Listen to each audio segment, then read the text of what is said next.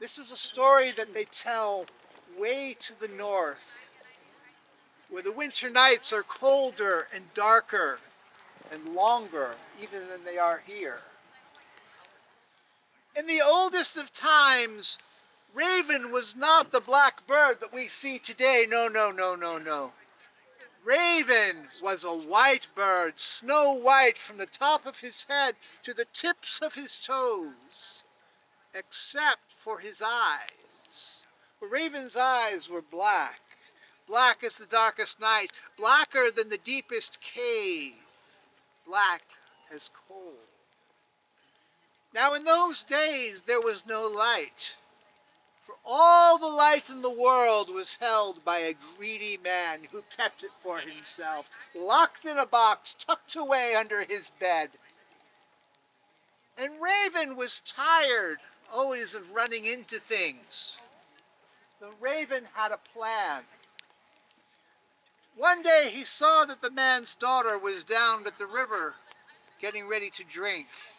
And Raven changed himself into a hemlock needle and floated upon the water where the girl drank him.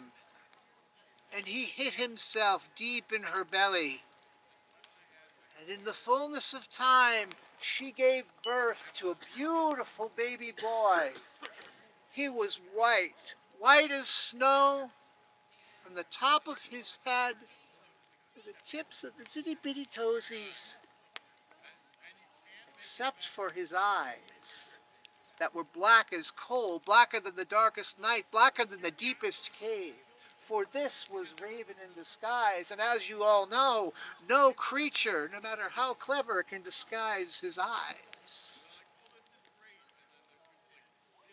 Well, one day, the boy cried, and the boy cried, and the boy cried, and the boy cried. The girl checked his diaper. He was not wet. He was not soiled. She offered him the breast, but he was not hungry.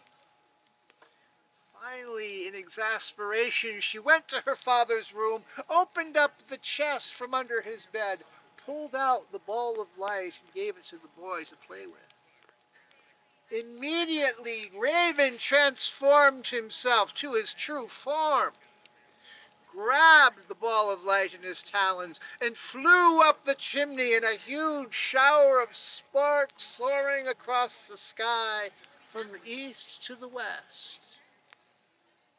And if you look up into the sky, you will see the ball of light soaring across the sky from the east to the west, exactly where Raven left it.